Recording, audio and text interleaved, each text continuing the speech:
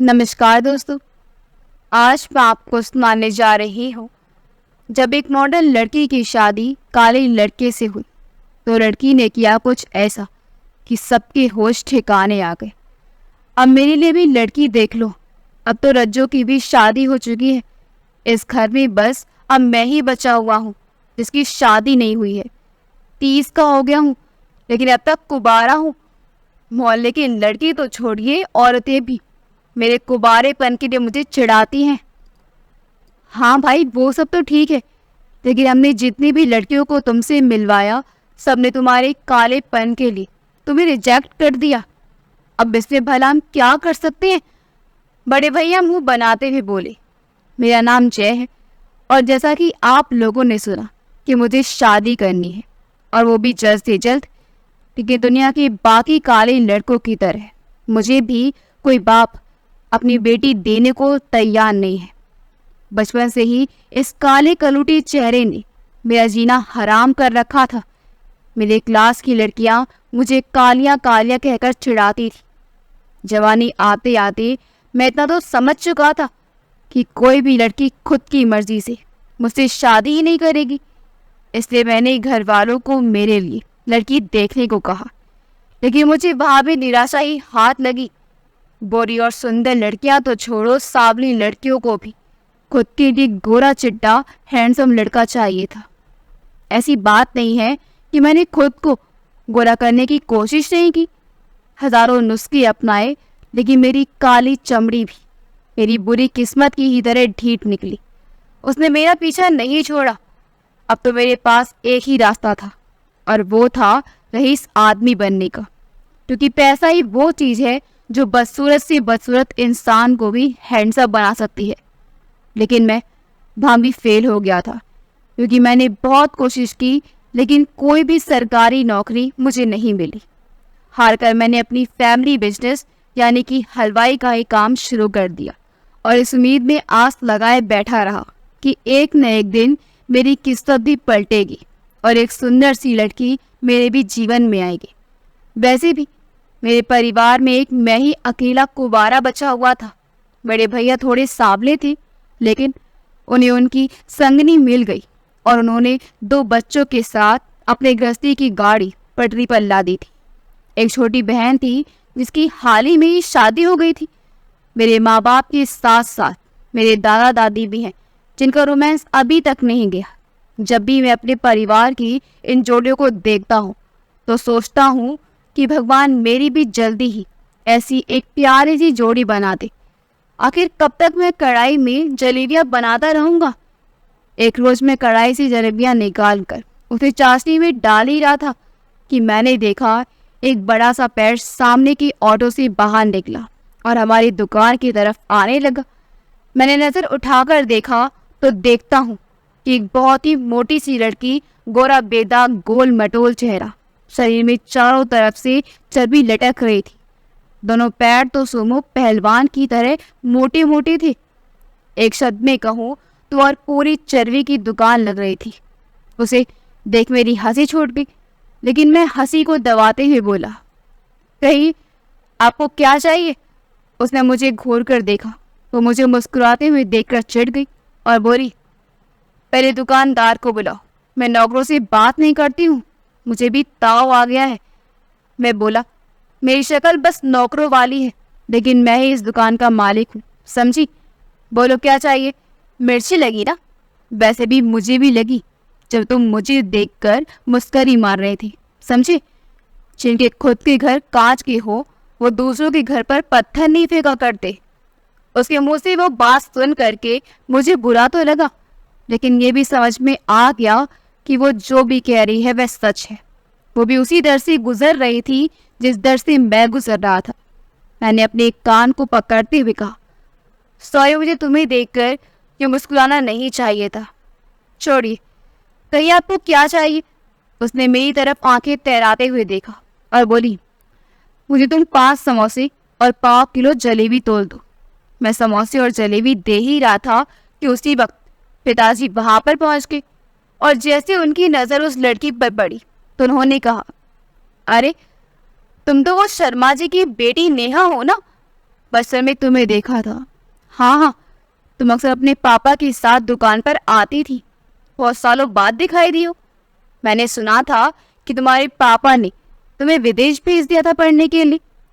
तभी पापा की नज़र नेहा के हाथ के समोसे पर गई। तो मुस्कुराते हुए बोली, अभी तक समोसे खाया नहीं भूली हो? तुम बचपन में भी 4-5 समोसे चटकर जाया करती थी। वो पापा की बात सुनकर शर्म से लाल हो गई। उधर मुझे पापा पे गुस्सा आ रहा था। कुछ भी बक देते हैं। मैं कुछ कहने ही जा रहा था कि उसने समोसे और जलेबी के पैकेट को मेरे हाथों से ले लिया और पैसे गले की तरफ फेंक कर लंबे लंबे कदम भरते हुए वापस चली गई। शायद उसे पापा की बात सुनकर अच्छा नहीं लगा था, लेकिन उसके जाने के बाद भी मैं उसके बारे में ही सोचता रहा। पता नहीं क्यों, लेकिन उसे देखकर मुझे उससे एक अपनेपन का एहसास हुआ और इस दिन के बाद मैं कई दिनों तक उसका दुकान पर इंतज़ार करने लगा। लेकिन महीनों बीत गए, वो नहीं आई। फिर एक दिन अचानक दोपहर को दुकान पर आई और मुझे देखकर कहा, सुनो, 5 समोसे और पाव किलो जलेबी तोल दो।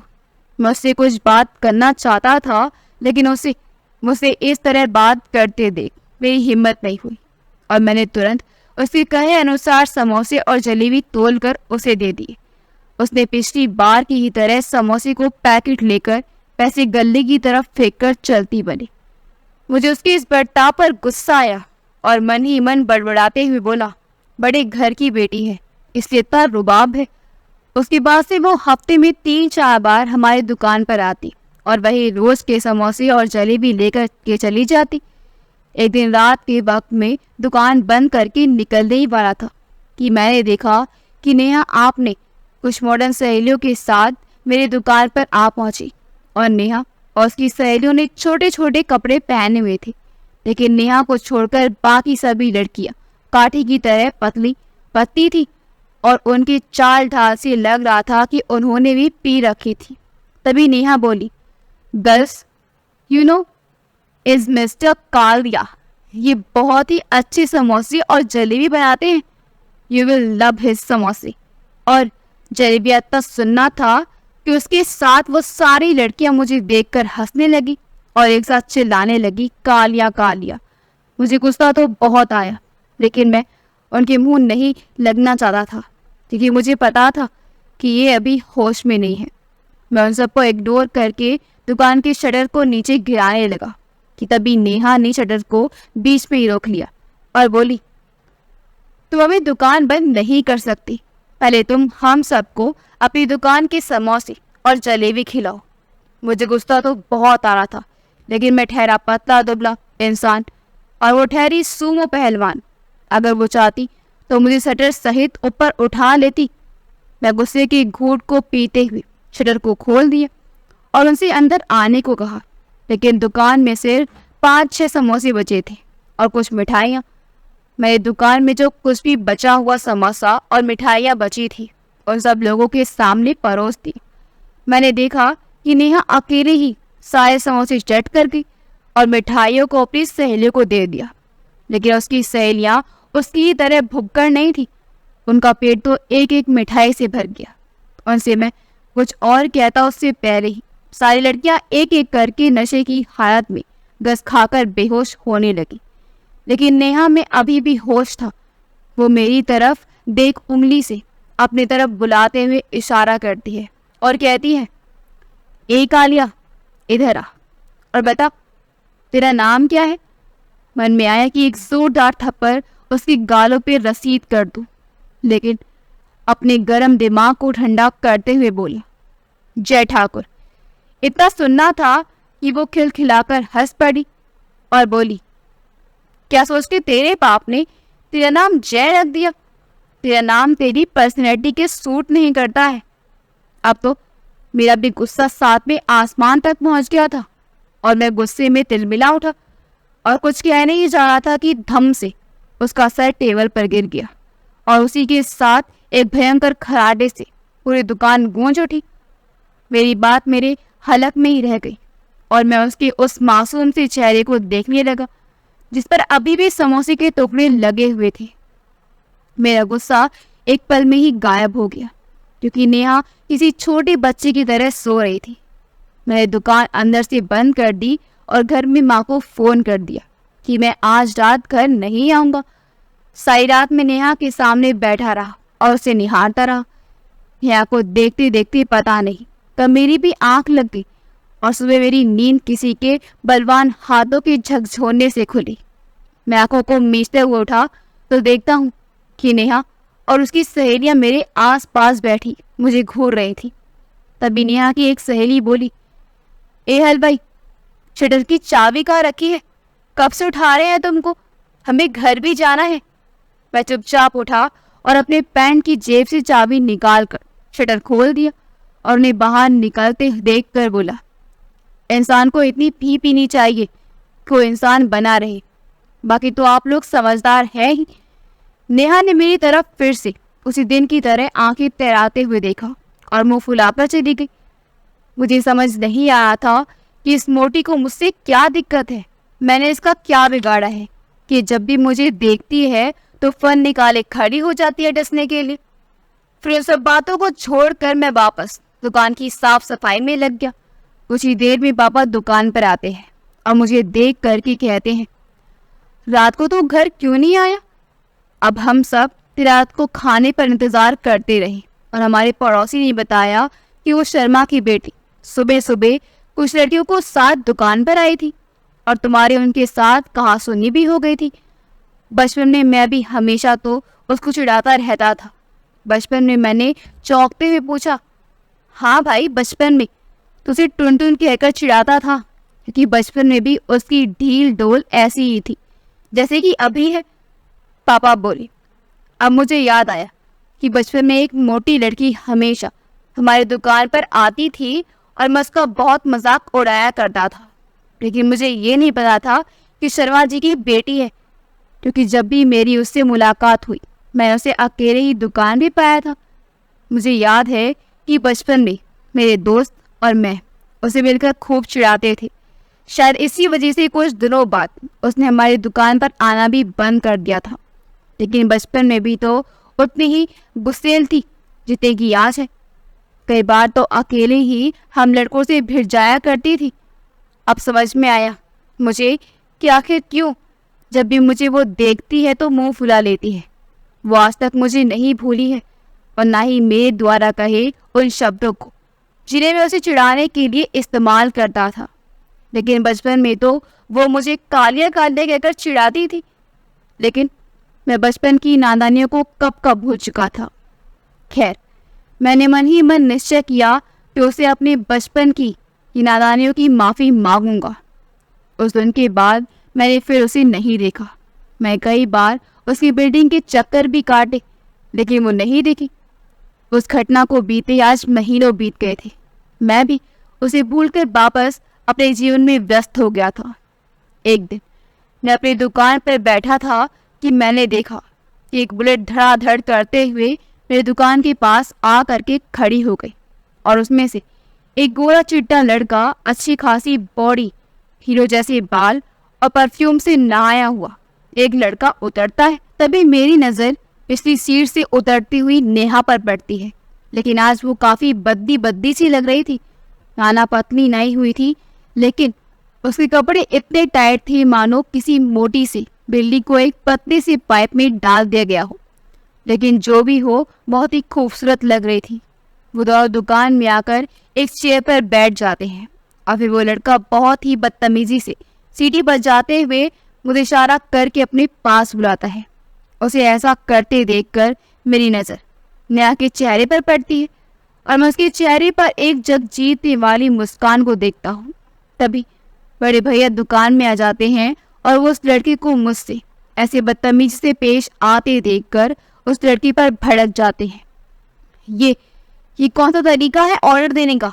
ये रेस्टोरेंट नहीं है, यहाँ पे ऑर्डर काउंटर पर जाकर के देना पड़ता है। और तुझे ऊपर लिखा है, ये बोर्ड नहीं दिख रहा है क्या, जिस पर बड़े बड़े अक्षरों में लिखा हुआ है सेल्फ सर्विस। सुबह का वक्त था, दुकान भी रोज के ग्राहकों से भरी हुई थी। उन ग्राहकों ने भी भैया को सपोर्ट करते हुए दोनों हीरो हीरोइन को खूब खरी खोटी सुनाई। बेइज्जती होती देख दोनों चुपचाप बिना कुछ खाए वहां से निकल लेते हैं। नेहा जाते जाते वक्त एक घायल शेरनी की तरह मुझे घोरती है, मानो कह रही हो कि तुझसे बदला तो मैं लेकर रहूंगी। एक रोज पापा ने मुझसे कहा कि हमारे एक रिश्तेदार ने मेरे लिए एक लड़की को पसंद किया है, तो आज दोपहर को ही मैं कानपुर निकलना होगा। मैं ये सुनकर बहुत खुश हुआ और मैं दुकान से निकलकर अपने रेगुलर सैलून वाले के पास चला गया अपनी डेटिंग पेटिंग कराने के लिए। लेकिन जब मैं सैलून पहुंचा तो वहां बहुत भीड़ था और मेरे पास ज़्यादा समय नहीं था, इसलिए मैंने मेन मार्केट की तरफ बढ़ गया और कुछ दूर जाने पर ही मुझे सड़क के किनारे एक हाई फाई सैलून दिखा। मैं सैलून की तरफ बढ़ गया कि तभी मुझे वहाँ वही लड़का दिखाई दिया जो उस दिन नेहा के साथ था। वह सैलून से निकल रहा था। उसे देखने के बाद मैंने भी ठान लिया कि आज मैं भी इसी सैलून में अपना मेक ओवर कराऊंगा और उसी लड़की की तरह हीरो बन जाऊंगा। सैलून पहुंचते ही मैंने देखा कि सैलून में 2 बड़े बड़े एसी लगे हुए थे और सैलून वाले लड़के भी हैंडसम थे।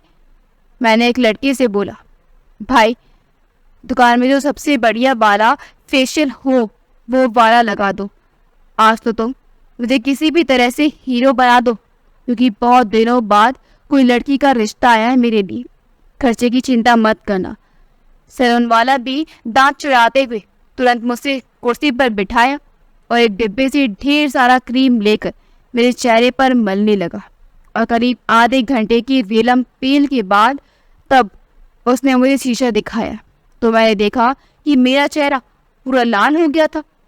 उसके बाद उसने एक डिब्बे उठाए और उसमें से कुछ मेरे चेहरे पर लगाने लगा और उसके बाद उससे पता नहीं क्या जादू किया कि मेरा चेहरा सचमुच गोरा हो गया था।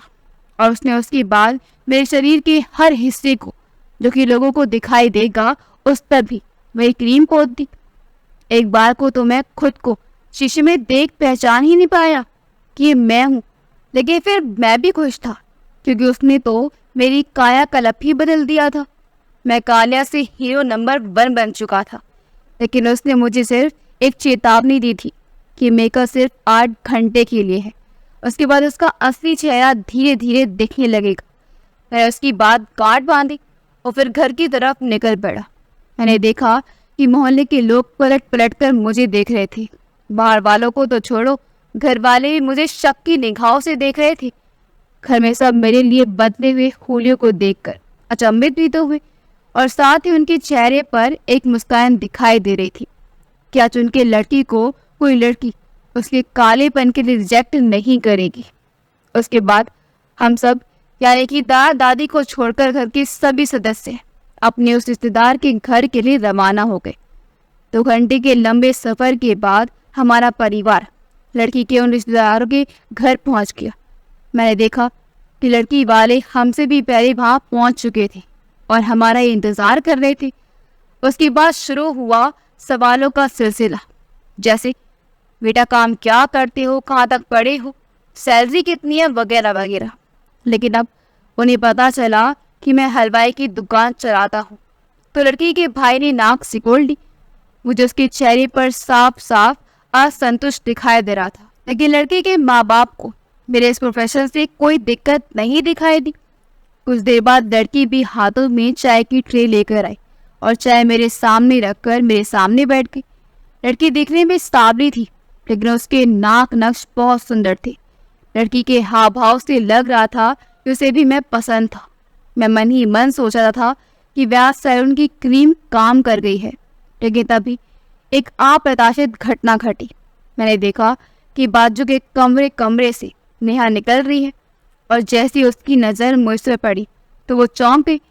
दूसरे ही पल वो मेरी तरफ एक चिढ़ाने वाली मुस्कुराहट के साथ देखती है और उस लड़की के पास जाकर बैठ गई और उसके कानों में कुछ फुसफुसाने लग गई। उसके बाद वो लड़की अपनी जगह से उठी और अपने मम्मी के कानों में फुसफुसाने लगी। मैं मन ही मन समझ गया कि रायता फैल चुका है, अब तो मेरी शादी होने से रही। और ठीक जैसा मैंने सोचा था, लड़की के बाप ने मेरे पिताजी के सामने हाथ जोड़कर बोले, भाई साहब, मेरी लड़की को ये शादी मंजूर है, लेकिन उसकी एक शर्त है कि उस लड़की को बिना मेकअप के देखना है। मेरे भाई साहब उनकी इस शर्त पर बेफर पड़े और बोले, ये क्या बात हुई? हम यहाँ लड़की देखने आए हैं, अपनी बेइज्जती कराने नहीं। चल तू, हमें रिश्ता मंजूर नहीं है। उसके बाद तो वहां पर एक वाक युद्ध शुरू हो गया। एक दूसरे पर आरोप प्रत्यारोप लगने लगा। लेकिन इसी बीच मेरी नज़र जब उस पर पड़ी तो मैंने देखा उसके चेहरे पर एक जंग जीतने वाली मुस्कान। रायता फैल चुका था, रिश्ता होने से पहले टूट चुका था और मैं अपना उतरा हुआ चेहरा और छोटे मेकअप के साथ वापस घर लौट आया। मेरी शादी होते होते टूट चुकी थी, वो भी सिर्फ उस नेहा की वजह से। साली कबाब में हड्डी हमारा रिश्ता टॉम और जेरी की तरह हो गया था और मेरी कहानी में जेरी मैं था और टॉम वो नेहा थी जो कि मेरे पीछे हाथ धोकर पड़ी थी। वो हर समय सिर्फ इसी फिराक में रहती थी कि कैसे वो मुझे नीचा दिखा सके और उसके लिए वो कोई भी हद पार करने को उतारू थी। इधर मैं भी ये हलवाई का काम करके थक चुका था क्योंकि ज़्यादातर लड़कियां तो ये सुनकर ही रिश्ते को मना कर देती थी कि लड़का हलवाई है। इसलिए मैंने भी अलमारी से अपनी उन फाइलों को निकाला जिन्हें त्याग करके मैं अपनी दुकान में संतुष्ट था। लेकिन आज के दौर में लोगों को हाथी के खाने के दांतों से ज़्यादा उसके दिखाने के दांतों को अहमियत दी जाने ज़्यादा लगी थी। एक दिन मेरे करीब के दोस्त ने मुझे एक मल्टीनेशनल कंपनी में रेफर किया और मुझे कहा कि वो एक वाइट कॉलर वाली जॉब है और वो तनख्वाह भी अच्छी है। फिर क्या था, मैं अगले ही दिन इंटरव्यू देने के लिए उस कंपनी में पहुंच गया। मैंने देखा कि इस इंटरव्यू के लिए बहुत ही गिने चुने लड़के आए थे। शायद बहुत ही कम लोगों को इसकी जानकारी होगी, लेकिन जो भी लड़के आए थे वो सब काफ़ी कॉपरेट लग रहे थे। उनके हाथों में एक बड़ी और आकर्षक फाइल थी, गले में टाई, परफ्यूम से लबरेज, बालों पर जेल। एक शब्द से अगर इनकी व्याख्याएं करूं तो सब के सब पूरे मॉडर्न लग रही थी। इन सबको देख मेरा आत्मविश्वास पूरा हिल चुका था, लेकिन फिर भी मैंने ठान लिया था कि अपनी तरफ से आखिर तक कोशिश तो करके रहूँगा, फिर चाहे जॉब मिले या ना मिले। एक एक करके सारे लड़कों को इंटरव्यू वाले रूम में जाते और बाहर आते देखता रहा। सबसे आखिर में मेरी बारी आई और मैं इंटरव्यू वाले रूम में प्रवेश किया। मैंने देखा कि इंटरव्यू वाले रूम में 4 कुर्सियां थी और एक कुर्सी खाली थी। बाकी की 3 कुर्सियों पर 2 आदमी और एक बुजुर्ग महिला बैठी थी। मैंने आकर बढ़ के सबसे हेलो किया और अपनी फाइल उन्हें सौंप दी, लेकिन उन सबका ध्यान बार बार उस पर काली कुर्सी की तरफ जा रही थी, जैसे वो किसी का इंतजार कर रहे हों। तभी टॉयलेट रूम में से एक लड़की बाहर निकली और उस काली कुर्सी पर बैठ गई। और वो लड़की और कोई नहीं, नेहा थी। उसे देखकर मेरे पैरों तले ज़मीन से रख चुकी थी। मैं समझ चुका था कि अब तो ये नौकरी मिलने से रही और इसलिए मैं अपनी बेइज्जती ना हो इसलिए अपना फाइल लेकर उठने को हुआ था कि तभी और बुजुर्ग महिला ने कहा, क्या हुआ, आप कहाँ जा रहे हैं? मैंने जवाब में कहा, सॉरी मैडम, मैं यहाँ पर काम नहीं कर सकता हूँ। मैं फाइल लेकर बाहर की तरफ निकल रहा था कि मेरे कानों में नेहा की आवाज़ पड़ी। वो उन बुजुर्ग महिला से कह रही थी, माँ, आप भी कैसे कैसे लोगों को इंटरव्यू के लिए बुला लेती है। इन्हें ना तो कपड़े पहनने का सलीका आता है और ना ही बात करने की तमीज़ होती है। उसके ये शब्द सुनकर मेरे चलते हुए पैर थम गए और इतने दिनों से जो मैं अपना सब्र का बांध संभालने बैठा था वो टूट गया और मैं पलटकर वापस टेबल की तरफ बैठा और नेहा की आंखों में आंखें डालकर बोला, madam, I am ready for interview, please go ahead, you will be proof you that good look is not parameter of the talent in you. उसके बाद शुरू हुआ सवाल जवाब का सिलसिला और उस समय उसमें एक अलग ही जोश का सैलाब उमड़ चुका था। मैं उनके हर सवाल का जवाब पूरे आत्मविश्वास से देता चला गया और ऐसा नहीं था कि मैंने उनके हर सवाल का सही जवाब दिया हो, लेकिन कहते हैं ना कि जब आपके जहर में कुछ खोने का डर निकल जाए तो आप उस समय किसी भी हालात को बिना डरे सामना कर सकते हैं। शायद इसी वजह से मैं गलत जवाबों को भी आकर्षक तरीके से पेश करके उन्हें इम्प्रेस कर रहा था। इसका परिणाम ये हुआ कि मेरे इंटरव्यू के ख़त्म होते होते नेहा की माँ समेत बाकी को दोनों इंटरव्यूज और अपनी जगह से खड़े होकर मेरा अभिवादन करने लगते हैं और नेहा की माँ मेरी तरफ हाथ बढ़ाते हुए कहती है, mind blowing mister Jay, congratulation, you are perfect for this job and we have select you in over company. मैंने नेहा की तरफ देखा। मैं उसके चेहरे पर छटपटाहा साफ महसूस कर रहा था। मैंने उसे अपनी माँ के कानों में फुसफुसाकर कुछ पट्टी पढ़ाते हुए भी देखा, लेकिन उसकी माँ पर मेरा जादू पूरी तरह से चल चुका था और वो अब कुछ भी मेरे खिलाफ सुनना नहीं चाहती थी। उन्होंने मुझे अगले ही दिन से कंपनी को ज्वाइन करने के लिए कह दिया और रूम से निकल गई। अब रूम से सिर्फ मैं और नेहा बचे थे और नेहा की आंखें मेरे लिए आग बरसा रही थी और उसकी उस आंख में घी डालते हुए मैंने उसकी आंखें में आंखें डालकर बोला, जीतने का मजा तभी आता है जब लोग आपकी हार का इंतजार कर रहे हो। सच कहा है किसी ने, पानी में रहकर मगरमच्छ से दुश्मनी नहीं करनी चाहिए, और वही गलती मैंने कर दी थी।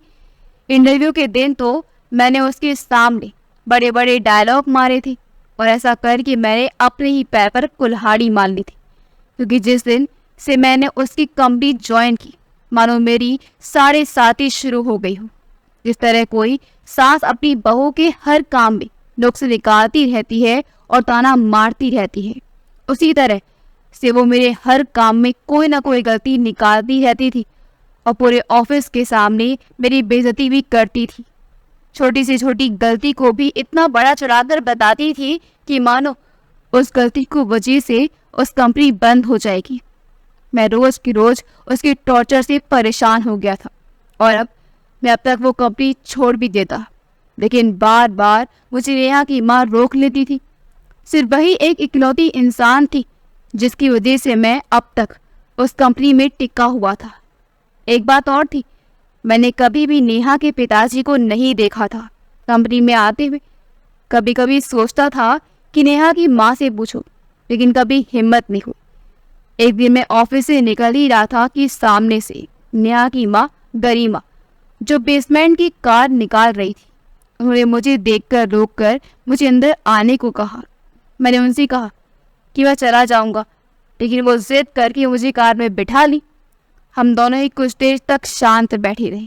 फिर थोड़ी देर बाद आंटी बोली, मुझे पता है कि मेरी बेटी तुम्हें बहुत परेशान करती है, लेकिन मैं चाहती हूँ कि तुम उसके गुस्से को नज़रअंदाज कर दिया करो, क्योंकि वो दिल की बुरी नहीं है। कुछ देर ठहर कर वो फिर से बोली, वो पहले ऐसी नहीं थी। दरअसल उसके पिताजी ने मुझे मेरे साबले होने की वजह से तलाक दे दिया था और लंदन चले गए थे, और वही एक फिरंगी औरत से शादी करके वहीं सेटल हो गए। उस समय नेहा महज 14 साल की थी और उसे उस बात का गहरा सदमा लगा। उस दिन के बाद से उसे हर एक वो मर्द जो किसी औरत को उसके रंग, वजन या किसी भी तरह से जज करते हैं, उन पर उसे गुस्सा आने लगता है। आए दिन मुझे उसके स्कूल से कंप्लेंट आने लगी थी, इसलिए मैंने उसे पढ़ने के लिए विदेश भेज दिया गया। लेकिन इतने सालों के बाद भी उसका गुस्सा कम नहीं हुआ, बल्कि उम्र के साथ साथ उसका गुस्सा भी बढ़ गया है। उसने मुझे भी ये बताया कि तुम बचपन में उसे उसके मोटापे के लिए चिढ़ाते रहते थे, जो उसे आज भी याद है। और तो और वो जब भी तुम्हें देखती है तो उसे अपने पिता यानी कि मेरे एक्स हस्बैंड की वो करतूत याद आ जाती है। मैं तो वैसे ही डरा हुआ था और उस पर गरिमा जी ने ये बताकर मेरी गिही बांधी थी। मैंने घबराई हुई आवाज में गरिमा जी से कहा, मैम, जो आप सब जानती हैं कि वो मुझसे इस हद तक नफरत करती है और फिर भी आप मुझे इस नौकरी को छोड़ने से रोक रही है। गरिमा जी मेरी घबराहट देखकर मुस्कुराते ही बोली, मैं तुम्हें सिर्फ इसलिए रोक रही हूँ क्योंकि एक तुम ही हो जो मेरी बेटी की इस नफरत की बीमारी से दूर कर सकती हो, वरना वो जिंदगी में कभी भी खुश नहीं रह पाएगी। मैं चाहती हूँ कि तुम उसे उस सदमे से बाहर निकालने में मेरी मदद करो, जिससे वो दुनिया को एक नए नज़रिए से देख पाए और लोगों के तानों को नज़रअंदाज करना सीख पाए। मैं मन ही मन सोच रहा था कि उस जंगली बिल्ली के गले में गंठा बांधने के लिए इन्हें कोई और नहीं मिला क्या। खामखा वो मुझे इस पछड़े में लपेट रही थी। एक बार तो मन में आया कि उन्हें मना कर दूं और इस मनहूस नौकरी को भी छोड़ दूं, लेकिन उससे पहले कि मैं उन्हें मना कर पाता, उन्होंने मुझे एक ऐसा ऑफ़र दिया जिसे मैं चाहकर भी मना नहीं कर पाया, क्योंकि वो वही ऑफ़र था जिसकी वजह से मैंने हलवाई की नौकरी छोड़कर इस कॉर्पोरेटर सेक्टर में आया था। और वो ऑफ़र जो गरिमा जी ने मुझे दिया था वो था कि वो मेरी शादी नेहा से करवाएंगी। गरिमा जी की बातें सुनकर मैं उनकी लड़की को सुधारने के लिए राज़ी हो गया, लेकिन मुझे समझ में नहीं आ रहा था कि आखिर ऐसा क्या करूं कि वो मुझे पसंद करने लगे और अपने मन में बसी उस नफरत को बाहर निकाल सके। अगले दिन ऑफिस पहुंचने में मुझे थोड़ी सी देर हो गई थी, तो देखता हूँ कि नेहा मैडम सारे ऑफिस के कर्मचारियों के साथ गेट पर ही खड़ी होकर मेरा इंतज़ार कर रही थी। उसको तो आज एक अच्छा बहाना जो मिल गया था मुझे सबके सामने जलील करने का। मैं ऑफिस में घुसते ही उन सबको इग्नोर करके अपने कैबिन की तरफ जाने लगा कि तभी एक भारी भरकम हाथ ने मेरा रास्ता रोक लिया, और वो हाथ नेहा का था। नेहा चिल्लाते हुए बोली, ये तुम्हारी हलवाई की दुकान नहीं है जो तुम जब मन करे तब आओगे। ये मेरा ऑफिस है और यहाँ पर आने का एक वक्त होता है। मैंने सर उठा कर के देखा तो सारे ऑफिस के लोग मुझ पर हंस रहे थे, और उधर नेहा जो मन में आए मुझे कहे जा रही थी। तभी ऑफिस में गरिमा जी का प्रवेश होता है और वहाँ खड़े सारे कर्मचारियों को डांटते हुए कहती है, तुम लोग यहाँ खड़े होकर क्या कर रहे हो? तुम लोग को कोई काम नहीं है? मैडम की फटकार सुनकर ऑफिस के सारे कर्मचारी वापस अपनी टेबल पर चले गए। उसके बाद वो नेहा की तरफ मुड़ी और बोली, ये क्या तरीका है अपने एम्प्लॉय से बात करने का? वो हलवाई ज़रूर था, लेकिन आज वो इस कंपनी का एक एम्प्लॉय है, तो हमें कोई हक नहीं है कि हम उसके निजी जीवन को यूँ ऑफिस में सबके सामने जलील करें। लेकिन मम्मी, नेहा बीच में कुछ कहना चाहती थी, लेकिन उसकी मम्मी ने उसकी बात खत्म करने से पहले ही बोली, कोई लेकिन वेकिन नहीं। इसने अगर ऑफिस आने में लेट भी किया है तो भी तुम्हें एक एम्प्लॉयर की हद में रहकर ही कुछ करना चाहिए। मिस्टर जय, आप अपने कैबिन में जाइए, आईना से लेट मत कीजिएगा। मैं अपनी कैबिन में अपनी टेबल की तरफ जाने लगा, और जाते जाते मैंने नेहा के चेहरे पर वही पुराना और चिड़चिड़ापन देखा। अभी कुछ देर ही शांति से टेबल पर बैठा था कि एक प्यून आकर बोला कि गरिमा मैडम ने आपको कॉन्फ्रेंस रूम में बुलाया है अर्जेंटली। जब मैं कॉन्फ्रेंस रूम में पहुंचा तो देखा कि वहां पर नेहा, उसकी माँ और उसके साथ 2 अंग्रेज और साथ ही हमारे कंपनी के कुछ चुनिंदा और खास कर्मचारी थे। नेहा ने सबको बैठने को कहा, लेकिन मुझे देखकर मुंह बनाते हुए बोली, तुमको यहाँ किसने बुलाया है? गरिमा मैडम बोली, नेहा, इसे मैंने बुलाया है और तुम इसे छोड़ो और जो बात कहने के लिए इस कॉन्फ्रेंस को बुलाया है उस बात पर आओ।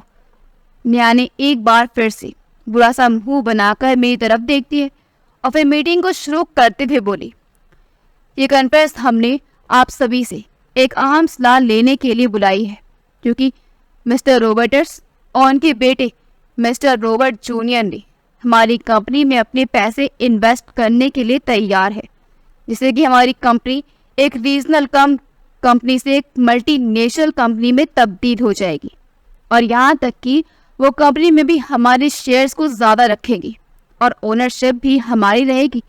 लेकिन उनकी एक शर्त है कि कंपनी में जितने भी बड़े ओहदे हैं उन पर उनके एम्प्लॉय अपॉइंट किए गए आदमी होने चाहिए, और हमारे जितने भी ओहदेदार कर्मचारी हैं वो ये रिपोर्ट करेंगे।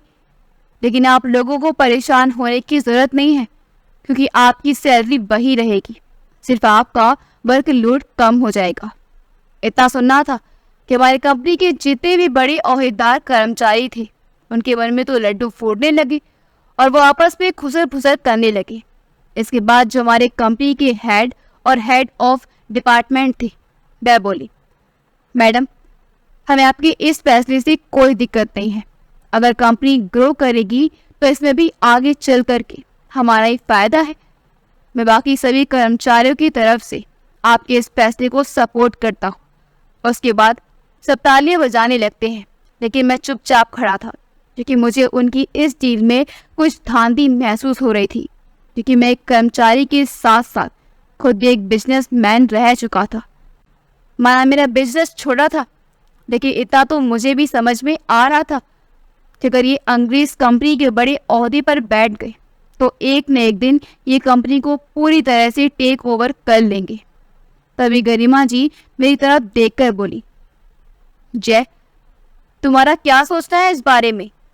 नेहा अपनी माँ को देखकर चिढ़ते हुए बोली, माँ, आपने इसे कॉन्फ्रेंस रूम में बुलाया, मैंने कुछ नहीं बोला, लेकिन अब आप हद कर रही हैं। गरिमा जी उसे बहुत ही शांति से समझाते हुए बोली, बेटा, मैंने तुमसे ज़्यादा दुनिया देखी है, तो प्लीज़ मुझे मत बताओ कि क्या करना चाहिए और क्या नहीं करना चाहिए। ओके, हाँ तो मिस्टर जय, बोलिए, आपको क्या कहना है इस मुद्दे पर? उनकी अचानक से मुझसे पूछने पर मैं थोड़ा घबरा गया और ये देखकर नेहा समेत ऑफिस के सारे हेड मेरी खिल्ली उड़ाने लगे। लेकिन गरिमा जी ने मुझे शांत और ठंडे दिमाग से अपनी बात रखने को कहा। मैंने एक लंबी सांस ली और बोला, मैडम, मुझे नहीं लगता कि आपको इनका ये प्रपोजल एक्सेप्ट करना चाहिए। मेरा इतना कहना था कि नेहा समय सारे हैंड मेरे ऊपर बरस पड़े और मुझे अनगल बताते हुए सुनाने लगी। और नेहा ने फिर से मुझे एक बार सबके सामने हलवाई कहकर संबोधित किया। लेकिन गरिमा जी शांत बैठी रही और बोली, एवरीवन प्लीज कीप क्वाइट। हाँ तो जय, आपको ऐसा क्यों लगता है कि मिस्टर रॉबर्ट का ये प्रपोजल एक्सेप्ट नहीं करना चाहिए? मैडम की बात सुनकर के सब खामोश हो गए थे। नेहा भी अपनी चेयर पर वापस आकर बैठ गई। सब मेरी तरफ ही एक टक देख रहे थे। मैंने शांत मन से कहना शुरू किया, देखिए मैडम, मेरा तो यही मानना है कि जब भी कोई आदमी आपको आपकी काबिलियत से ज़्यादा ऑफर करता है तो ज़रूर उसके मन में कोई स्वार्थ छुपा होगा। और इस केस में मिस्टर रॉबर्ट ने एक बहुत ही बढ़िया दांव खेला है, क्योंकि उन्हें पता है कि जिस तरह पहले किसी भी जगह को हड़पने से पहले उसकी मिनिस्ट्री को अपने कब्जे में ले लिया जाता है, उसी तरह से आजकल किसी कंपनी को टेक ओवर करने के लिए सबसे पहले उस कंपनी के एडमिनिस्ट्रेशन को अपने कब्जे में लेना पड़ता है। और एक बार इन्होंने अपने आदमी सभी पोस्ट पर बिठा दिए तो कुछ ही महीनों में वो इस कंपनी को अंदर ही अंदर कब आपकी कंपनी को अपनी कंपनी बना देंगे आपको मालूम भी नहीं पड़ेगा।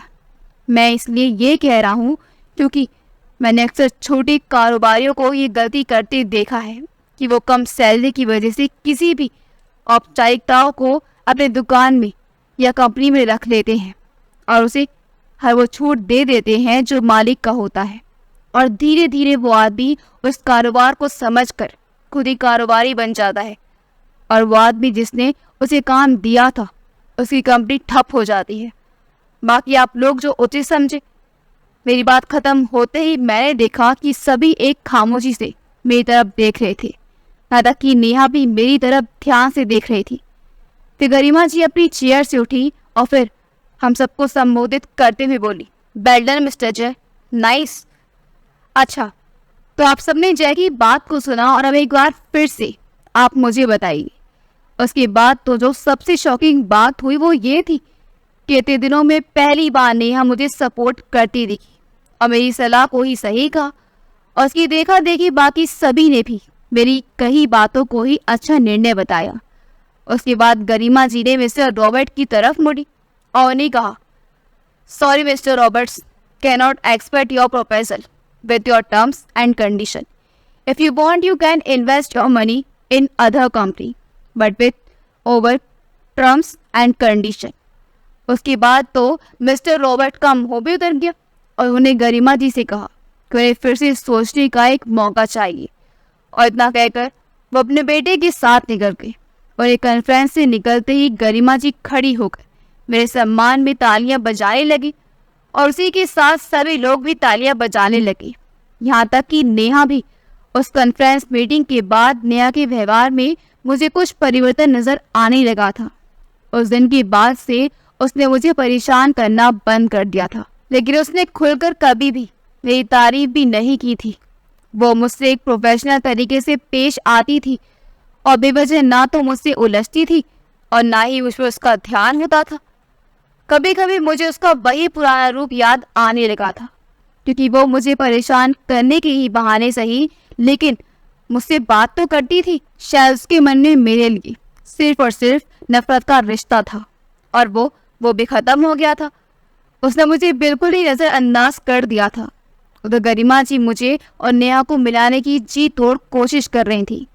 वो अक्सर कोई ना कोई बहाने से मुझे अपने घर बुला लेती, लेकिन मुझे आज तक ये समझ नहीं आया कि आखिर उन्होंने मुझ में ऐसा क्या देखा था कि उन्होंने मुझे जैसे आम इंसान को अपनी बेटी के लिए पसंद कर लिया।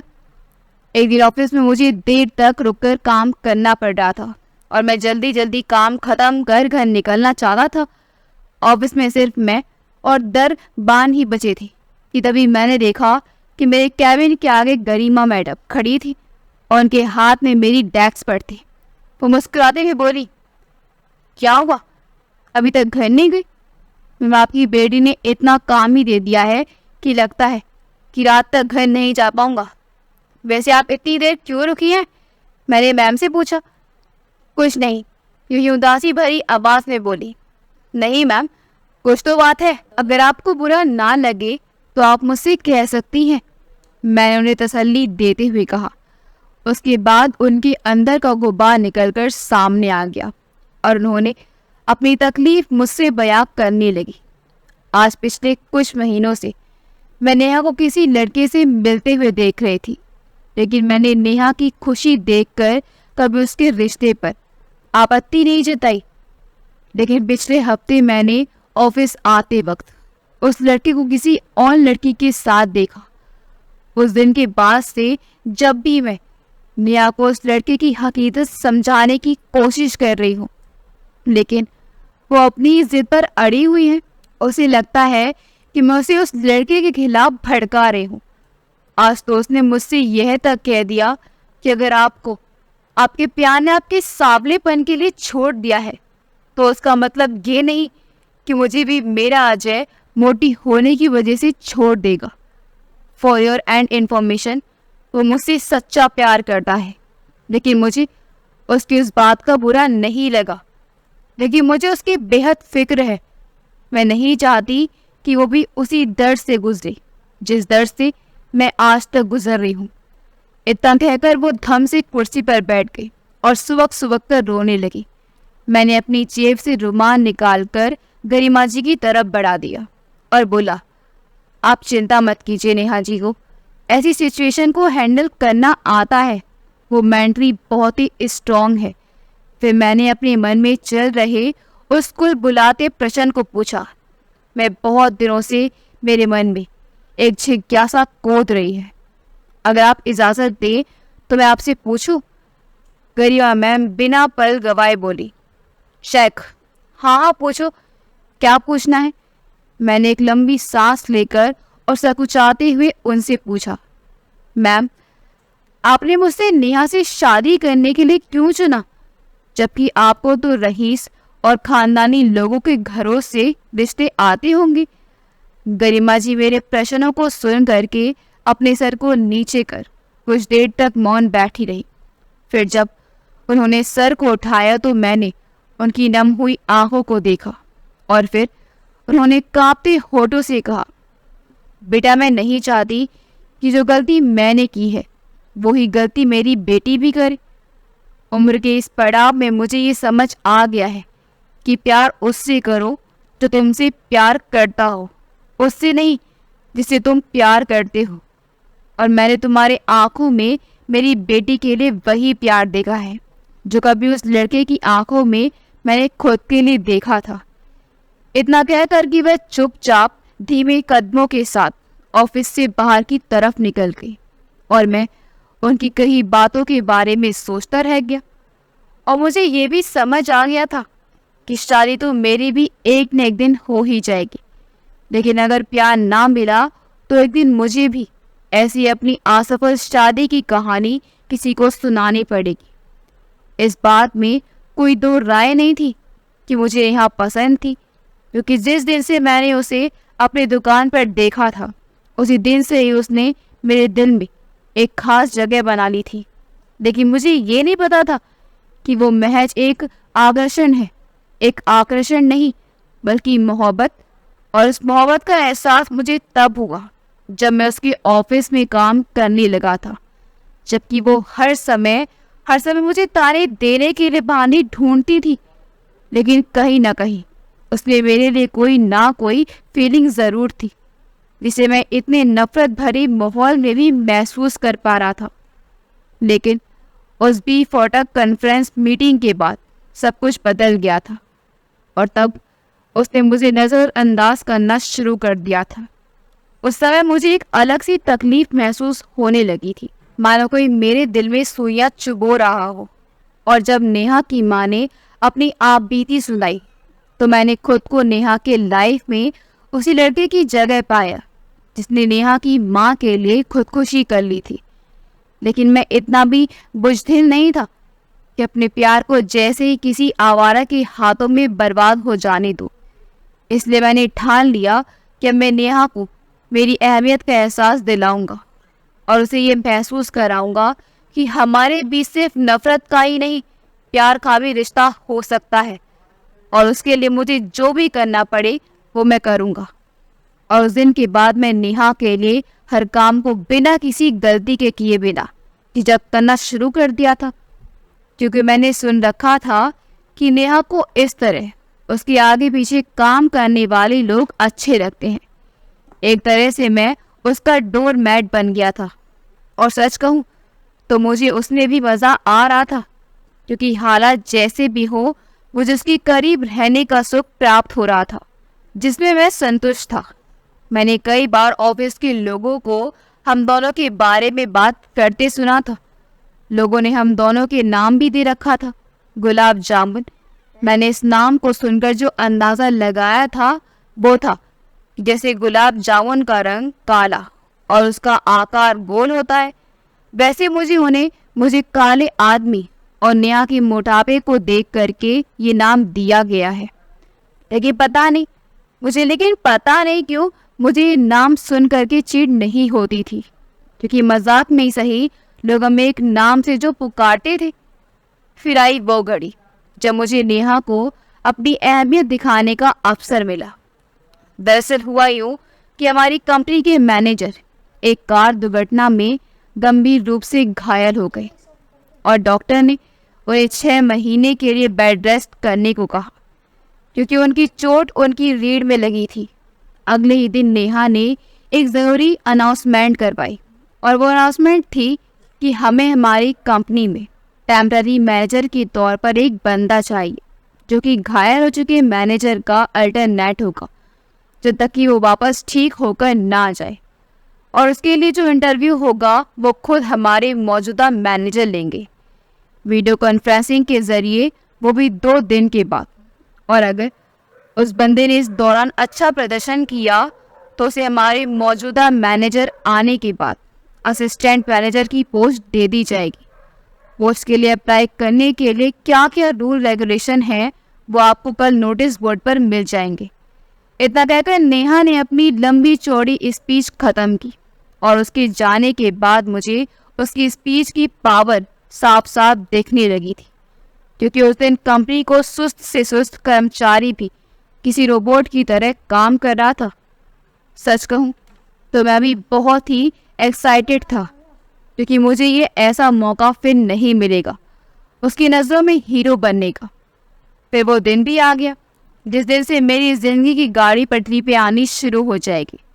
उस दिन मैं जैसे ही ऑफिस पहुंचा तो देखता हूँ कि सारे के सारे बंदे कॉन्फ्रेंस हॉल के बाहर तक एक कतार में लाइन में बैठे हैं और अपनी बारी का इंतज़ार कर रहे हैं। मैंने भी सोचा कि जाकर मैं भी लाइन में खड़ा हो जाता हूँ, लेकिन फिर सोचा कि वहाँ पर जाकर बैठने से अच्छा है कि मैं अपने कुछ एडिंग काम कर लेता हूँ। और फिर अपने काम में लग गया। बीच बीच में अनायास ही मेरी नज़र इंटरव्यू के कतार पर भी रहती और मैं देखता कि कतार धीरे धीरे ख़त्म होती जा रही थी। इधर मैंने अपना आज का सारा काम भी ख़त्म कर लिया था। उसके बाद मैं अपनी डेस्क से उठा और जाकर मैं भी कतार में शामिल हो गया। लेकिन अब मेरे आगे सिर्फ एक ही बंदा बचा हुआ था। वह बैठने पर मैंने महसूस किया कि जो भी लोग कॉन्फ्रेंस हॉल से निकल रहे थे उनके चेहरे लटके हुए थे, मानो किसी ने जम करके उनकी क्लास ली हो। उनके यूं उतरे हुए चेहरे देखकर एक बार तो मेरा भी आत्मविश्वास डगमगा सा गया था। आखिर मेरी बारी आई तो मैंने हॉल में प्रवेश किया और मैंने देखा कि कॉन्फ्रेंस में 2 कुर्सियों पर दोनों माँ बेटी बैठी हुई थी। बीच में एक बड़ा सा स्क्रीन वाला लैपटॉप रखा हुआ था और उसका स्क्रीन का मुंह मेरी तरफ था और मैंने देखा कि उसके स्क्रीन पर हमारे मैनेजर साहब थे। उनकी सर पर पट्टी बंधी हुई थी और चेहरे पर कुछ जख्म के निशान भी थे। तभी मेरी नज़र उनके पास बैठे एक लड़की पर पड़ी जो कोई और नहीं बल्कि नेहा का बॉयफ्रेंड था। मेरी हैरानी भरे भाव को देखते हुए गरिमा जी ने कहा, mister Jay, please meet mister Pawan. He is in off the power manager and soon he will be new vice president of our company. So he will also present in your interview. गरिमा जी के इस तरह बात करने के तरीके से मुझे लग रहा था वो पवन को इस पोस्ट के लायक नहीं समझती, लेकिन शायद नेहा की जिद के आगे उन्हें मजबूरन ये फैसला लेना पड़ा होगा। लेकिन ये बात भी मुझे आज ही पता चली कि पवन हमारे मैनेजर का बेटा है, यानी कि ये खिचड़ी दोनों बाप बेटे मिलकर पका रहे हैं। उस लड़की ने मुझे देख करके एक कुटिल मुस्कान भरी और कहा, good morning mister Jay, please be seated in front of the laptop as it will help be further to see properly. उसकी मुस्कान देखकर मुझे तो समझ आ गया था कि वो उस दिन की बेइज्जती अभी तक भूला नहीं है और ज़रूर कि दोनों बाप बेटे मुझे नीचा दिखाने का कोई भी मौका नहीं छोड़ेंगे। मैं लैपटॉप आगे लेकर आगे जाकर बैठ गया। उधर नेहा और गरिमा जी की नज़र भी मुझ पर ही थी। सवाल जवाब का सिलसिला शुरू हुआ। मैंने देखा कि मैनेजर साहब मुझे मेरे वर्क फील्डर के बाहर के सवाल पूछ रहे थे, जिसकी वजह से मैं ज़्यादातर सवाल का उत्तर नहीं दे पा रहा था और मेरे हर गलत उत्तर पर पवन और नेहा के चेहरे की हंसी बढ़ रही थी। नेहा ज़रूर मुझे इग्नोर करती हो, लेकिन वो मुझे आज भी पसंद नहीं करती थी। गरिमा जी भी बेबस से ये सब देखती रही। उन्हें भी समझ आ रहा था कि मैनेजर साहब गलत कर रहे हैं, लेकिन वो पुतली मुँह में बेबस थी। इधर मेरे भी सब्र का बांध टूट गया था। मैं नहीं चाहता था कि आज कोई भी बखेड़ा खड़ा हो, लेकिन उनके फालतू सवाल और तीखी और आलोचना मुझे उकसा रही थी। मैंने तेज आवाज में कहा, सर आप जानते हैं मैं इस स्टोरेज डिपार्टमेंट में काम करता हूँ और आप मुझसे टेक्निकल सवाल पूछ रहे हैं। यह आपको भी पता है कि मैं टेक्निकल ना तो मेरा ऑनर है और ना ही मैनेजर की पोस्ट के लिए इसकी कोई ज़रूरत है। मैनेजर गुस्से में बोली, अब तो मुझे बताओगे कि मैं मैनेजर की पोस्ट के लिए क्या काबिलियत होनी चाहिए। मैंने पिछली कई सालों से इस कंपनी को एक अच्छे मैनेजर की तरह आगे बढ़ाया है। नेहा भी बीच में उठी और बोली, मिस्टर जय, अगर आपको सवाल का जवाब नहीं पता, इसका मतलब ये नहीं कि आप सवाल ही गलत है। अपनी गलतियों को दूसरे पर डालने की आदत छोड़ दीजिए। मैं समझ चुका था कि यहाँ पर कुछ भी बोलना बेकार है। मैं बिना कुछ और कहे अपनी कुर्सी से उठा और वापस जाने लगा और जाते जाते बोला, सॉरी मैडम, मुझे लगता है कि मैं आपकी इस कंपनी में काम करने के लायक नहीं हूँ। कल सुबह ही आपको मेरा इस्तीफा आपकी टेबल पर मिल जाएगा। मैं उसके बाद बड़े बड़े कदमों के साथ बाहर निकल गया। पीछे से मुझे गरिमा जी के बुलवाने की आवाज़ भी आई थी, लेकिन मैं नहीं रुका। अब मेरे जहन में सिर्फ एक ही चीज़ घूम रही थी और वो थी कि मुझे भी अब एक मल्टीनेशनल कंपनी में मैनेजर बनना है और उसके लिए मुझे जितनी भी पढ़ाई करनी पड़े मैं करूँगा और एक दिन नेहा की कंपनी को अपनी कंपनी बनाकर दिखाऊंगा। उस दिन ऑफिस से लौटने के बाद मैं बहुत ही हताश महसूस कर रहा था, क्योंकि नेहा मेरे साथ जैसा भी बर्ताव करे, लेकिन मैंने उसकी कंपनी को हमेशा अपना 100% दिया था। आज उस कंपनी को मुझे छोड़ना पड़ रहा था, लेकिन मुझे इस बात की तसल्ली थी कि जो भी हो मैंने अपना आत्मसम्मान बचाए रखा। अभी तक घर में मैंने किसी को भी अपनी नौकरी छोड़ने वाली बात नहीं बताई थी। वैसे भी मेरे घर में किसी को उससे कोई फर्क नहीं पड़ता था, क्योंकि मेरे घर वाले तो कभी चाहते ही नहीं थे कि मैं कहीं नौकरी करूं। उनको तो यही मानना था कि दूसरे के घर मेहनत करके उन्हें बढ़ाने से अच्छा है कि खुद के घर में काम करके खुद को आगे बढ़ाना चाहिए। मेरा पूरा खानदान हलवाई की दुकान से कभी आगे ही नहीं बढ़ा था। मैं अपने खानदान का पहले सदस्य था जिसने हलवाई की दुकान छोड़कर नौकरी की थी।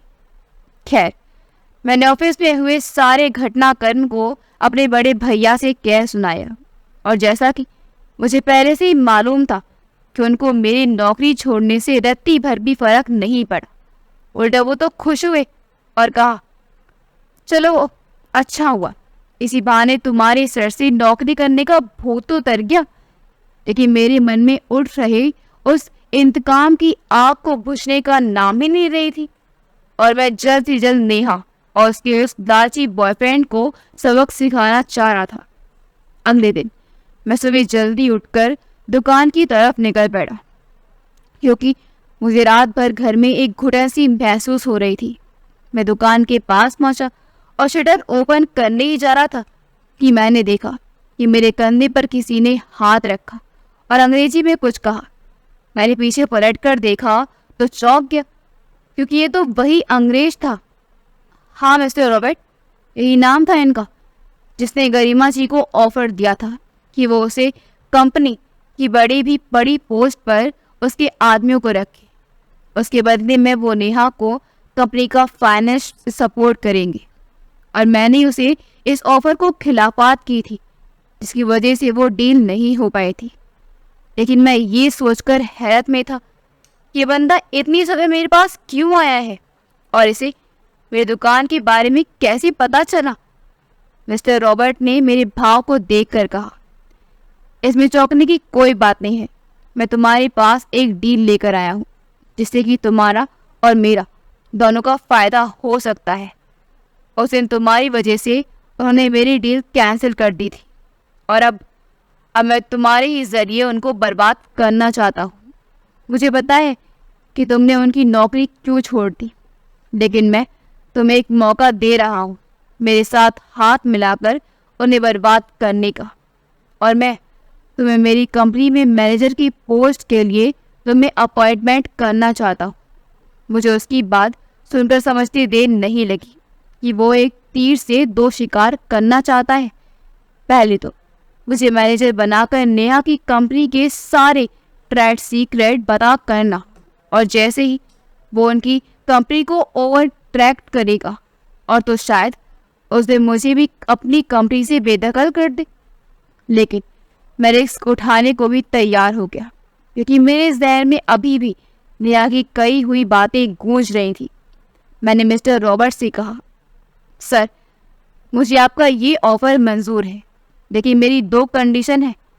मिस्टर रॉबर्ट्स ने कहा, what are you take condition?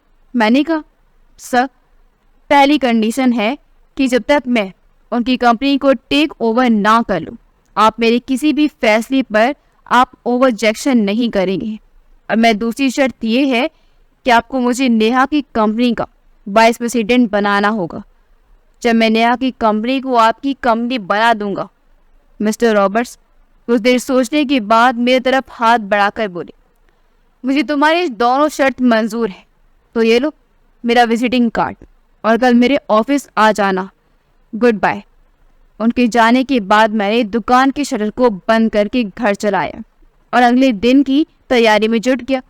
अगले दिन मिस्टर रॉबर्ट्स की कंपनी में पहुंच गया और मैनेजर की पोस्ट के लिए जो भी फॉर्मेलिटीज़ थी वो पूरी की, और मिस्टर ने मुझे अपनी कंपनी के बाकी सभी स्टाफ से मिलवाया।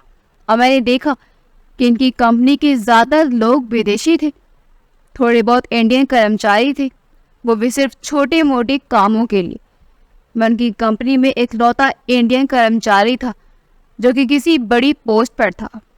उसके बाद मिस्टर रॉबर्ट्स मुझे एक कैबिन में ले गई और कहा, this is your cabin and from now onwards you will be looked after this companies. मैं उस कुर्सी पर बैठ गया और मैंने अपना पहला डिसीजन लिया, और वो ये था कि इस कंपनी में नए इंडियन कर्मचारियों की भर्ती की जाए और उनका ओहदा इन विदेशियों कर्मचारियों के बराबर ही होएगा। मेरे इस फैसले को सुनकर मिस्टर रॉबर्ट्स तिलमिला उठे और बोले, ये क्या बोल रहे हो? मैंने उन्हें उनकी पहली शर्त याद दिलाई और कहा, सब प्लीज याद कीजिए, मैंने कहा था कि आप मेरे किसी भी फैसले का विरोध नहीं करेंगे, और वैसे भी मेरे इस फैसले से आपका ही फायदा होगा। मेरा फायदा? वो कैसे मिस्टर रॉबर्ट? चौंकते हुए बोले। सुनिए सर, मुझे पता है कि आप अपने लोगों को इसलिए नौकरी पर रखते हैं क्योंकि आप उन पर हमसे ज़्यादा विश्वास करते हैं, लेकिन आप भूल रहे हैं कि लालच किसी भी इंसान में आ सकता है। वो आदमी की रंग या जात पर निर्भर नहीं होता। और वैसे भी आप अपने इन अंग्रेज एम्प्लॉयर्स को डॉलर में सैलरी देते होंगे, लेकिन आप सोचिए कि आप एक अंग्रेज एम्प्लॉयर्स की सैलरी पर 5 इंडियंस रख सकते हैं। उससे आपकी कंपनी की फ्रॉड सिक्योरिटी बढ़ेगी, उससे आपकी कंपनी बढ़ेगी, वो भी कम खर्च में। मैं उसे समझाते हुए बोला। मेरी बात सुन करके संतुष्ट लग रहे थे और फिर कहा, you are right mister Jay, I have no issue with your decision, please go ahead. उसके बाद मैंने अपनी एक नई राह चुन ली और अब मेरा मकसद ज़्यादा दूर नहीं था। कहते कि हर एक कामयाबी के पीछे कुछ ना कुछ तो कुर्बान करना ही पड़ता है, और मेरे केस में मेरा भी वही हुआ। मैंने कामयाबी तो पाई, लेकिन उसके लिए मैंने एक बहुत भी बड़ी कीमत चुकाई थी, और वो थी मेरी इंसानियत। लेकिन किसी ने कहा है कि ना कि प्यार और जंग भी सब कुछ जायज़ है। मैंने मिस्टर रॉबर्ट्स के यहाँ काम करते हुए हर एक पैंतरे आजमाई जिन्हें कभी मैं खुद भी नहीं पसंद करता था।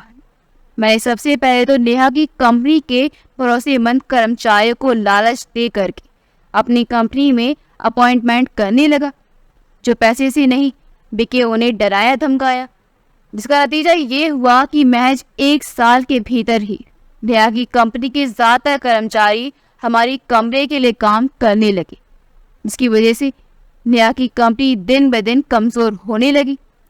जब मुझे लगा कि अब उनके हौसले जवाब दे चुके हैं, तब मैंने एक दिन मिस्टर रॉबर्ट्स से कहा कि अब वक्त है उनसे फेस टू फेस मीटिंग करने का। रॉबर्ट्स ने गरिमा जी से बात करके सोमवार का दिन तय किया मिलने का, लेकिन नेहा को आज तक ये नहीं पता चला कि उनकी इस हालत का जिम्मेदार मैं हूँ। सोमवार का दिन था। आज सुबह से मैं बहुत ही खुश था, क्योंकि आखिरकार मैंने जो ठाना था आज उसे हासिल करने का दिन था। जो मीटिंग शुरू हो गई थी और उस वक्त मीटिंग में चारों, नेहा, उसका बॉयफ्रेंड और नेहा की कंपनी के मैनेजर और नेहा के होने वाले ससुर मौजूद थे। इधर हमारी कंपनी की तरफ से मिस्टर रॉबर्ट्स और हमारी कंपनी के लॉयर हैं, उसे डील कर रहे थे।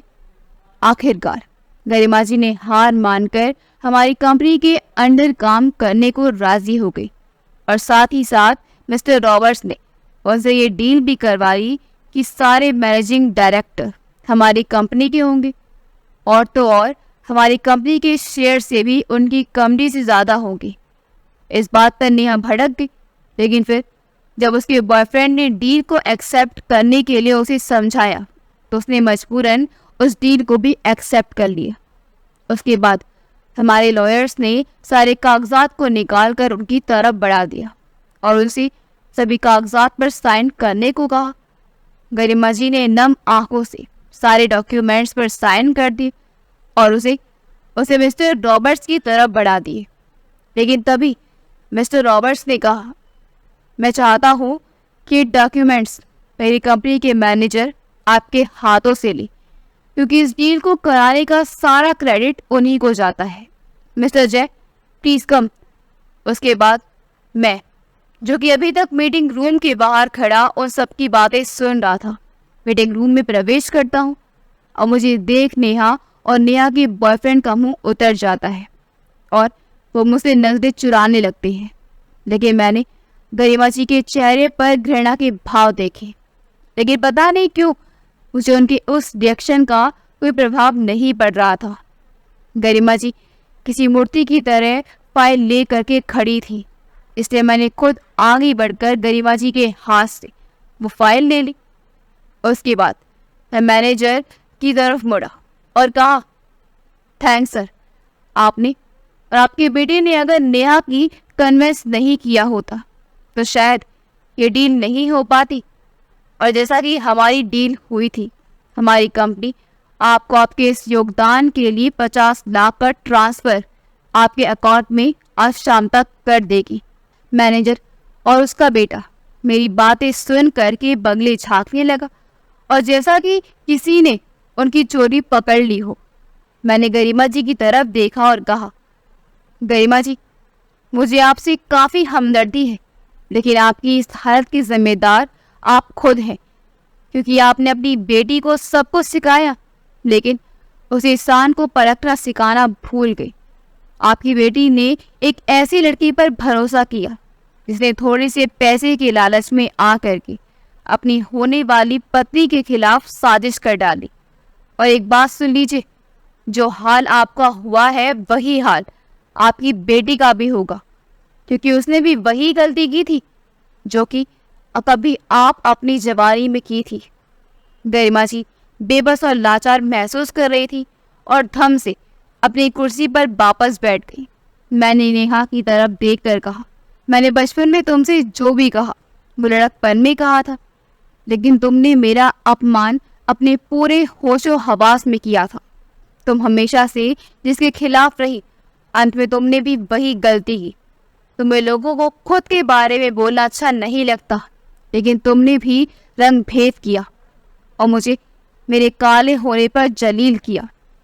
तुमको क्या लगता है कि तुम्हारा हैंडसम बॉयफ्रेंड तुम्हें प्यार करता है? ये सिर्फ तुम्हारा इस्तेमाल कर रहा है अपनी तरक्की के लिए, क्योंकि जब मैंने अपने आदमी इसके पास भेजे थे तो उसने साफ साफ कहा था कि उसे तुमसे और तुम्हारी डूबती हुई कंपनी से कोई दिलचस्पी नहीं है। उसने ये भी कहा था कि वो सारी जिंदगी एक मोटी लड़की के साथ नहीं गुजार सकता, तब तक तुम्हारे साथ रहता जब तक तुम्हारी प्रॉपर्टी को अपनी प्रॉपर्टी ना बना ले। नेहा ने एक बार अपने बॉयफ्रेंड की तरफ देखा और फिर उसके चेहरे पर घृणा और अफसोस के भाव उभर रहे थे। उसके बाद अगला झटका मैंने मिस्टर रॉबर्ट्स को दिया और उनसे कहा, सॉरी सर, आज से मैं आपकी कंपनी में काम नहीं कर पाऊंगा और मैं चाहता हूं कि आप मेरी पोस्ट नेहा को दे दीजिए। मैं अपनी उस दुकान में खुश हूँ, क्योंकि हो सकता है कि मैं एक कॉर्पोरेटेड टाइप का बंदा ना दिखूं, लेकिन इस कॉर्पोरेट वर्ल्ड में मैं पिछले 1 साल से अपने अंदर की इंसानियत को भी खोता जा रहा हूँ। इतना कहकर मैंने अपनी जेब से मेरा रिजेक्शन लेटर निकाला, जो कि मैं यहाँ आने से पहले ही लिख रखा था, और मिस्टर रॉबर्ट्स को दे दिया और कमरे के बाहर निकल गया।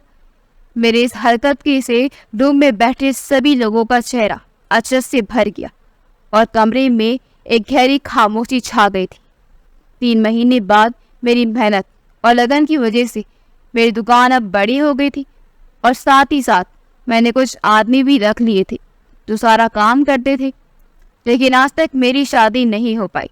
शायद उसकी वजह थी कि मुझे शादी करने का मन नहीं कर रहा था, क्योंकि जिससे मैं शादी करना चाहता था उसे तो खुद मैं छोड़कर आ चुका था। एक दिन ऐसे ही मैं दुकान की गली पर बैठा था कि दुकान के पास एक बड़ी सी गाड़ी आकर रुकी और उसमें से एक औरत निकली, जो कि कोई और नहीं बल्कि गरिमा जी थी। वो निकल करके सीधे हमारी दुकान की तरफ आई और मेरे बड़े भैया के पास जाकर कुछ बात करने लगी, और फिर मैंने दोनों को मुस्कुराते हुए देखा। मैं कुछ समझ नहीं पाया था कि आखिर ये क्या हो रहा है, कि तभी गाड़ी से एक औरत और निकली, जो कि साड़ी पहने हुई थी और उसने घूंघट डाल रखा था, और वो गाड़ी से उतरकर मेरे पास आने लगी। मेरे पास आकर उसने मुझसे कहा, क्या आपकी दुकान में गुलाब जामुन है? मैं उसकी आवाज़ को सुनकर समझ चुका था कि कोई और नहीं बल्कि मेरी नेहा थी। तब तक मेरे भैया और गरिमा जी भी हमारे पास आ गए और मुस्कुराते हुए कहा, गुलाब जामुन तो हमें भी पसंद है। इकट्ठा देखने के लिए दुकान में मौजूद सब लोग खड़े होकर हमारी तरफ ही देख रहे थे। नेहा ने अपने घूंघट को उठाया और कहा, क्या तुम मुझसे शादी करोगे? मैं शर्म से लाल हो चुका था और फिर मैं हकलाते हुए बोला था, हाँ, मुझे ऐसे हकलाते देख करके नेहा समेत दुकान में मौजूद सभी लोग खिलखिलाकर हंस पड़े। तो आखिरकार मेरी शादी हो ही गई, और वो भी उससे जिससे मैं शादी करना चाहता था। अगर आपको हमारी कहानी अच्छी लगी हो तो हमारे वीडियो को लाइक करें, शेयर करें और हमारे चैनल योगी वॉइस को सब्सक्राइब कर दें। मिलते हैं अगली वीडियो में। आपका बहुत बहुत धन्यवाद।